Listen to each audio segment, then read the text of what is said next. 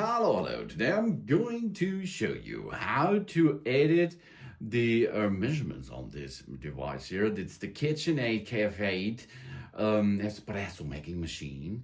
This is not only KF8 working on it. Of course, you can also perform this on the other KitchenAid coffee makers too, because the operation system behind them are nearly the same. Why we do that? Maybe you will in parallel or metric system, so you can use your unit system as you prefer. So zoom a little bit in. We started this device and it is ready to use. You can see there is a flat screen in the center, and here the outer buttons we does not need to use in this corner here, but on this on the center we have a flat screen, and this flat screen is touchable. So on the right upper side we have the settings, and if you are in the area here, we can change the volume units. Maybe you are in another area of the settings. You can navigate by these arrows here to right and left. Then enter the volume units. And here you can see you can choose ml for milliliters or OZ for ounces.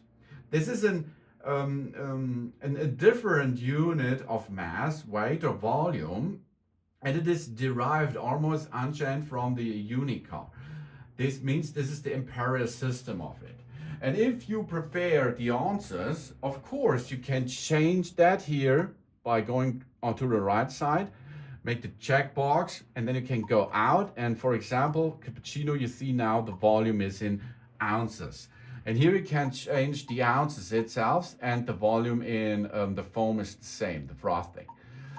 If you like milliliter, then of course you change to ml, agree that, go down, go back, and you see here ml is now available. So you can check and change the volumes by using these settings here, volume units. That's easy, that's really cool. That's the KitchenAid KF8. Thanks for watching. Please subscribe me and give me a positive feedback, and I hope to see you again on my channel.